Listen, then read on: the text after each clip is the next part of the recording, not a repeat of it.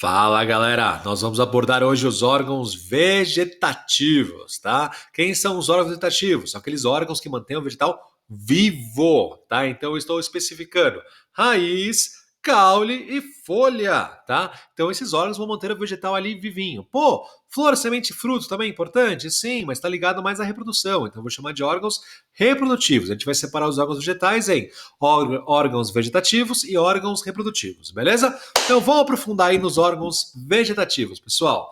Primeira coisa, tá? É importante ser pensado. Nem todo vegetal apresenta esses órgãos, raiz, caule e folha. Porque se eu pensar em briófita, ela não tem esses órgãos. Porque as briófitas são plantas avasculares. Eu só tenho raiz, caule e folha a parte das plantas vasculares. Então, pteridófita, gimnosperma e angiosperma, tá? Briófita vai ter um órgão um pouco diferenciado, na verdade, um órgão não diferenciado. Então, uma coisa que parece uma folha, uma coisa que parece uma raiz, uma coisa que parece um caule, que eu vou chamar de filóide, rizoide e cauloide, certo? Mas raiz, caule e folha, pteridófita, gimnosperma e angiosperma, tá? Então vamos devagarzinho, pessoal. Vamos começar aí pela raiz, tá? Que a função central da raiz vai ser o quê? Fixar o vegetal e absorver nutrientes, tá? Então você vai pensar na fixação do vegetal no solo, no substrato, pode ser uma rocha, pode ser a casca de uma árvore, inclusive, mas a fixação do vegetal e a absorção de nutrientes é a raiz que faz, tá?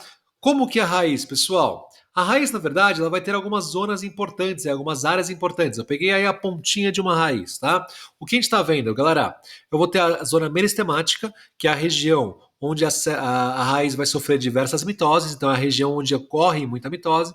Só que a gente pode pensar, se a zona meristemática fica na pontinha da raiz, eu posso também chamar de gema apical, né? Então, se a gema apical da raiz, se a zona meristemática, fica na pontinha e na mitose, se elas ficam novas, então são mais delicadas, se eu não tivesse nada protegendo isso, essa zona seria danificada. Então, sobre a zona meristemática, nós temos a coifa. A coifa, galera, é como se fosse um capacete. A coifa vai proteger o meristema, tá? Então vai fazer com que essa zona não seja destruída ou zoada conforme a raiz penetra no solo. Beleza? Então, pessoal, pensou em região onde a célula, onde a raiz vai crescer? Eu tenho que pensar primordialmente na zona meristemática, porque é justamente aí que vai acontecer várias mitoses consecutivas. Além disso, um pouquinho acima da zona meristemática, nós temos a zona lisa, ou zona de alongamento. É onde as células vão aumentar de comprimento, elas vão ficar mais compridinhas, certo? Então, novamente, pensei em crescimento, eu tenho que pensar em meristema e zona de alongamento. São as duas regiões responsáveis pelo crescimento em comprimento da raiz, né? Depois o resto vai deixar a raiz mais gordinha. Mas para crescer em comprimento, eu pensei na zona meristemática e na zona de alongamento. Tudo bem? Um pouquinho para cima, ó. Uop! Nós temos agora a zona pilífera, ou zona pilosa, ou zona pelífera. O que eu vejo ali, ó? Pelinhos, tá? Não é pelinho igual de mamífero, tá? Não é isso aqui, pessoal. Na verdade, são prolongamentos de células que aumentam a área de contato com o solo, então vão aumentar a capacidade de absorção da raiz. Então você pensou na principal região que vai absorver nutrientes, nós vamos pensar na zona pilífera, tá? A zona lisa também consegue absorver, o meristema também consegue absorver, mas a área de contato da zona pilífera é muito maior, então vai ser a principal área de absorção de nutrientes da raiz. Acima da zona pilífera, galera, eu tenho casca já, tá? E a casca vai atrapalhar a absorção. Então esse comecinho da raiz é extremamente importante para a absorção de nutrientes, tá? E para o crescimento também. Mas se você te continuar na ideia, pessoal, um pouquinho acima da zona pilífera, eu tenho a zona de ramificação, tá? Onde vai surgir novas raízes, que a gente vai chamar de raízes secundárias, tá? Pô, mas as raízes secundárias têm zona meristemática, zona lisa, zona pilífera e zona de ramificação. Toda raiz, não importa se primária ou secundária, vai ter essas regiões, tá? Tudo bem até aí? Fechou? Vamos lá, vamos continuar a ideia então. Uou! Próxima área, vamos lá, próxima estrutura, desculpa, vamos fazer o seguinte, vamos voltar aqui bonitinho. Ó, próxima estrutura, a gente vai abordar o caule, tá? Então o caule, galera, como tá na animaçãozinha aí, ó, ele serve para sustentação e condução de nutrientes, tá? Então você pensou em sustentação de folha, flor, semente, tá? Que tá dentro do fruto, na verdade. Então você pensou, pessoal, na sustentação de flores, folhas e frutos, você pensou no caule, tá? Ele que vai sustentar as estruturas.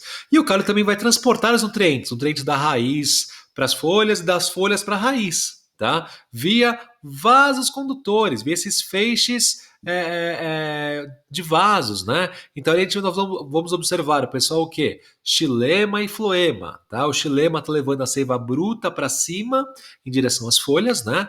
E a seiva elaborada vai descer com nutrientes das folhas em direção ao vegetal inteiro, inclusive para a raiz, tá? Pessoal, o caule, então, ele vai ter essa função de sustentação, vai ter vasos xilemáticos bem evidentes, tá? E floemáticos bem evidentes, feixes vasculares. E eu vou ter uma estrutura que não dá para ver na figurinha, mas eu tenho região chamada nó e região chamada entrenó. Para a gente conseguir observar melhor isso aqui, ó, olha esse bambu, pessoal. Nesse bambu você consegue ver claramente, ó, região do nó, região entre nó, tá? Então é da região do nó que vai surgir novos galhos, que vão surgir as folhas, tá? A região entre nó, nós não temos isso. No caso de uma monocotiledônia, como no caso do bambu, fica bem evidente onde é o nó, onde é o entrenó, certo? Se eu pegar uma dicotiledônia, muitas vezes não fica tão evidente onde é o nó, onde é o entrenó, como é o caso da figurinha aí, ó. Teoricamente não dá para ver certinho, tá? Mas onde tem os galinhos saindo, tem as folhas saindo, é uma região que tem um nó. Tudo bem? Tá? Pessoal, próxima aí.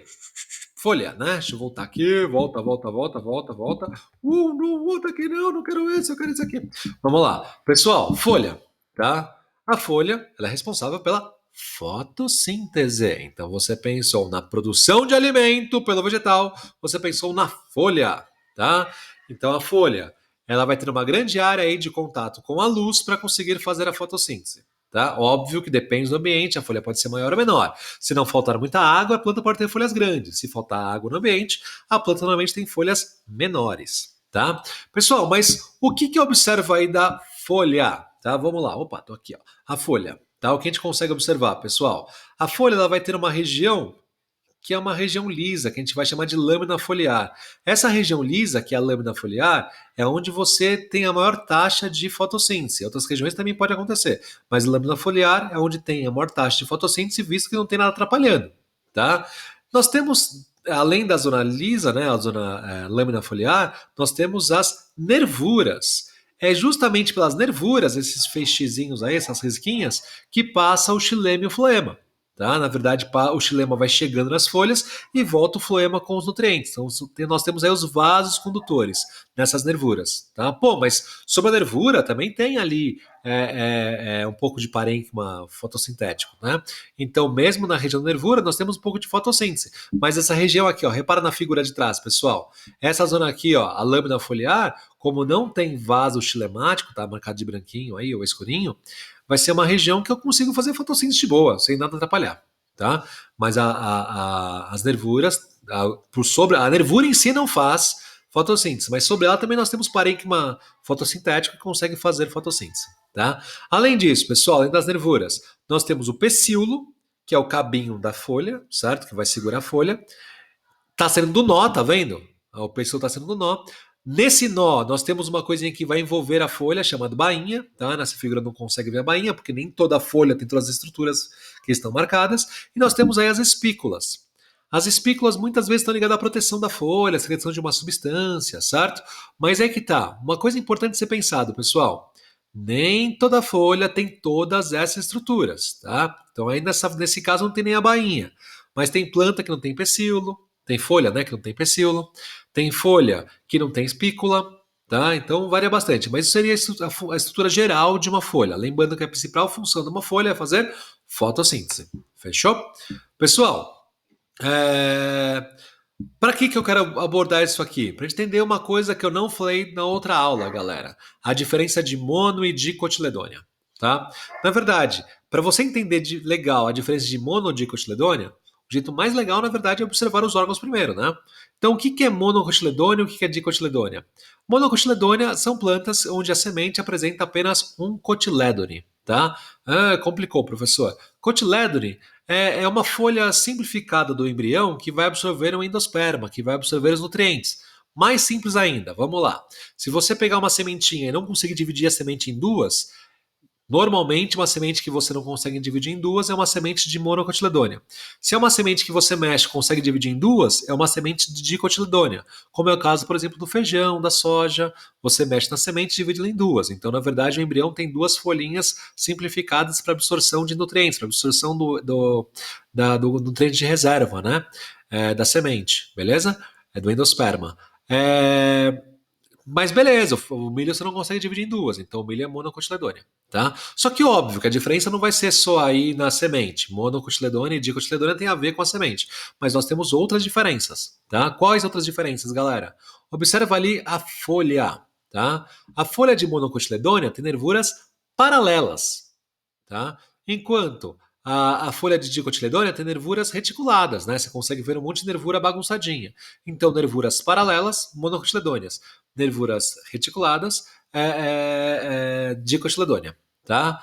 Além disso, se você cortar o caule de uma monocotiledônia e uma dicotiledônia, observar os vasos xilemáticos e floemáticos, os feixes vasculares, nós vamos observar uma diferença também interessante.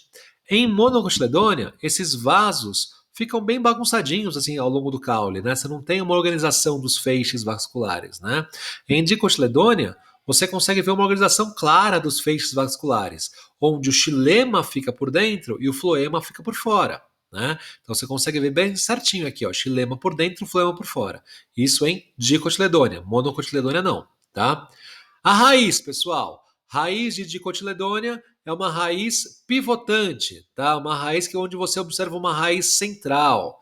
Já de monocotiledônia, raiz de cabeleira, raiz fasciculada, toda bagunçadinha, né? Então, se você arrancar um pé de grama, você vê essa raiz fasciculada. Se você pegar uma cenoura, você vê a raiz pivotante. Então, cenoura é monocotiledônia e grama é dicotiledônia, certo? Para acabar a ideia, pessoal, as flores. Eu não falei de flor nessa aula, mas tudo bem, vou pegar a flor também. A flor de monocotiledônia, são flores trímeras. O que é isso? São flores com estruturas múltiplos de três. Então, três pétalas, três sépalas, ou pode ser seis, ou pode ser nove, certo? Então, múltiplos de três, tudo bem? Em cada estrutura, pétalas, sépalas e assim por diante. Já nas dicotiledôneas, nós temos plantas tetrâmeras ou pentâmeras. O que é isso? Plantas que apresentam estruturas múltiplos de 4 ou de 5. Então, 5 pétalas, ou 10 pétalas, ou 4 pétalas, ou 8 pétalas, certo? E assim por diante.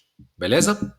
Sossegado? Pessoal, eu vou parar por aqui agora, mas daqui a pouquinho a gente continua aí a próxima aula que eu vou abordar órgão por órgão devagarzinho, tá? Tipos de raiz, tipos de caule, tipos de folha. Fechou?